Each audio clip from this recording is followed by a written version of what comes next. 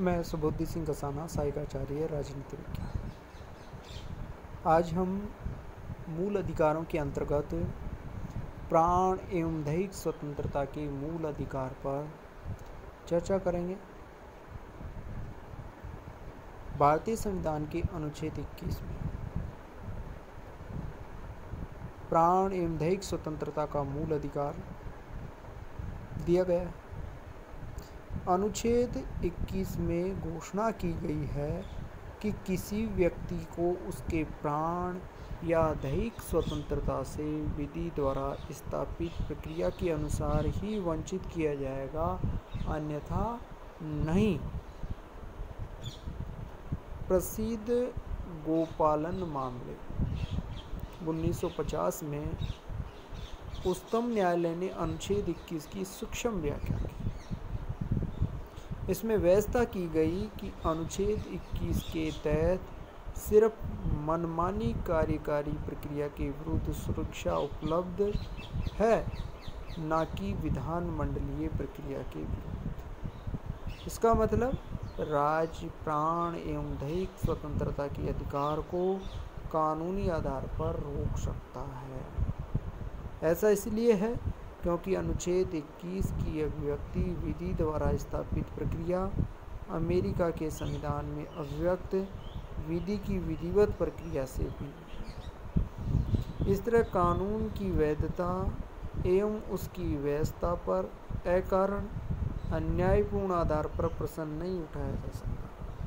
उच्चतम न्यायालय ने व्यवस्था दी कि व्यक्तिगत स्वतंत्रता का मतलब सिर्फ एक व्यक्ति की शारीरिक एवं निजी स्वतंत्रता से है। लेकिन मेनका गांधी मामले में 1978 में उच्चतम न्यायालय ने अनुच्छेद 21 के तहत गोपालन मामले में अपने फैसले को पलट दिया। अतः न्यायालय ने व्यवस्था दी कि प्राण और दैहिक स्वतंत्रता को उचित एवं न्यायपूर्ण मामले के आधार पर रोका जा सकता है। इसके प्रभाव में अनुच्छेद 221 के तहत सुरक्षा केवल मनमानी कार्यकारी क्रिया पर ही उपलब्ध नहीं है, बल्कि विधानमंडलीय क्रिया के विरुद्ध भी उपलब्ध है।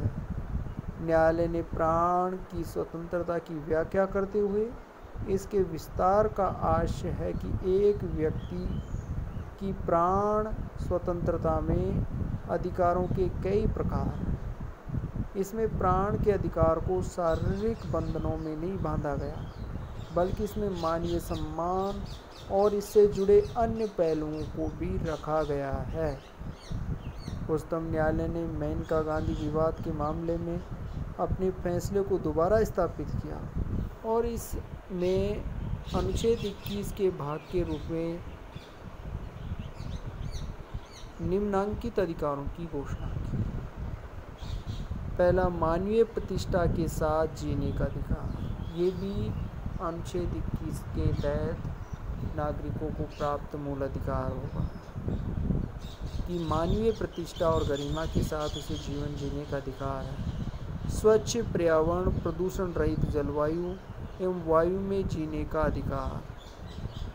हानिकारक उद्योगों के विरुद्ध सुरक्षा, ये उसका मूल अधिकार हो। जीवन की रक्षा का अधिकार, निजता का अधिकार, आश्रय का अधिकार, स्वास्थ्य का अधिकार, 14 वर्ष की उम्र तक निःशुल्क शिक्षा का अधिकार, निःशुल्क कानूनी सहायता का अधिकार, अकेले कारावास में बंद होने के विरुद्ध अधिकार, त्वरित सुनवाई का अधिकार, हथकड़ी लगाने के विरुद्ध अधिकार, अमानवीय व्यवहार के विरुद्ध अधिकार, देर से फांसी के विरुद्ध अधिकार, विदेशी यात्रा करने का अधिकार, बंधुआ मजदूरी करने के विरुद्ध अधिकार, हिरासत में शोषण के विरुद्ध अधिकार, आपातकालीन चिकित्सा सुविधाओं का अधिकार, सरकारी अस्पतालों में समय पर उचित इलाज का अधिकार, राज्य के बाहर न जाने का अधिकार, निष्पक्ष सुनवाई का अधिकार, कैदी के लिए जीवन की आवश्यकता का अधिकार, महिलाओं के साथ आदर और सम्मानपूर्वक व्यवहार करने का अधिकार,